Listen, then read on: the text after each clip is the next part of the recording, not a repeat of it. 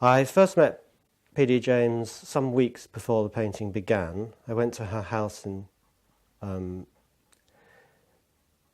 just in order to see really what sort of environment she lived in. I think I like to go into the environment of the sitter if I'm going to paint a portrait, because I think that's part of them, it's part of reflects how they have chosen to live.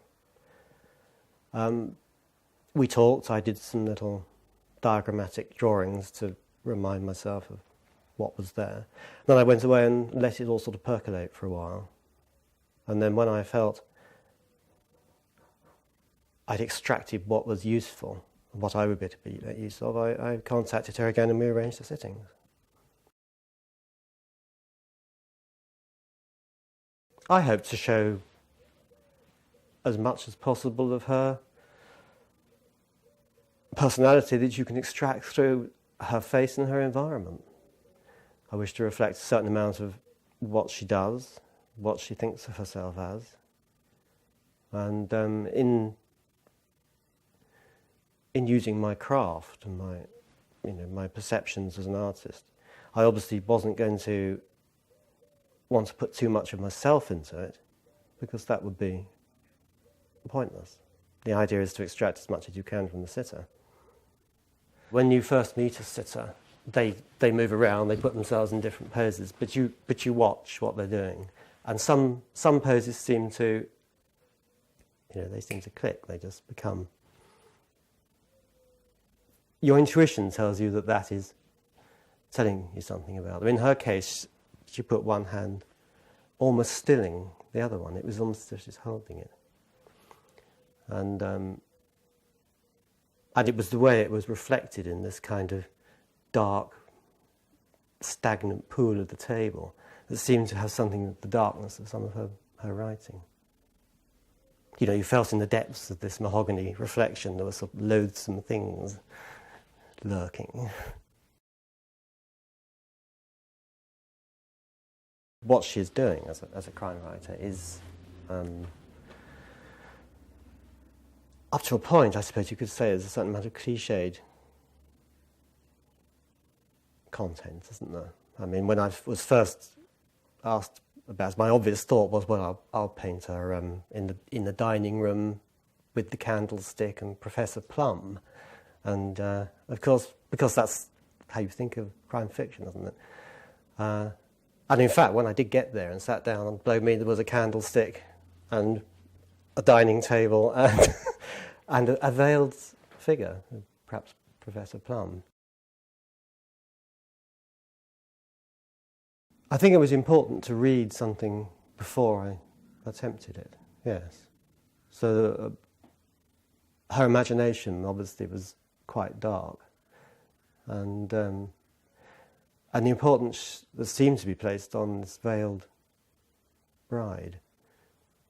It obviously had some significance to her. I noticed it was actually mentioned in a book, and there it was on the mantelpiece. And it has a sort of sinister connotation as well. It's almost like a shrouded figure, and a mute witness. It's see no evil and hear no evil and speak no evil. It's very introspective. So I wanted that in. That I knew immediately. I think it very quickly occurred to me that it had the element of being a double portrait, the two reflecting one off the other, the introspective, the outside and the inside. In the case of P.D. James and often crime writers in general, there is a sort of dark quality to the work. And in the case of the painting, I thought nothing should be straightforward. And there was a sort of intuitive feel that as things distort, as you look at them, there's a psychological distortion going on. There's a dark wind blowing through the picture, and it billows the architraves and doors, and they're like curtains blowing at an open window or French doors. Nothing is as it seems. Everything is distorted by the way it's looked at, and by the psychology of the sitter almost bends it as well. And the mute witness of the veiled figure, the statuette.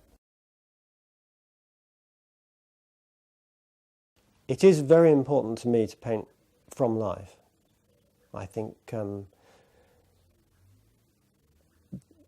interaction between two people and the way that oil paint has the unique ability to respond to those inflections as you're painting. The paint will, the slightest nervous response can be registered by the hand, and then the oil paint sets, and it sets those little inflections in. It doesn't change, it remains exactly the same.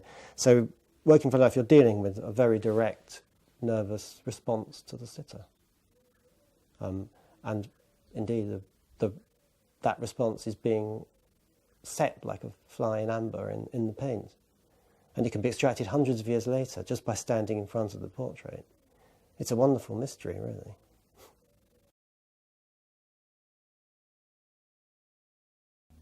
Well, it's very difficult to tell, but she outwardly looked as if she liked it. She said, "Well done," and I think I said at the time, "Well, you don't look weak and you don't look stupid, so at least we've got that bit right." She said, "No, I don't."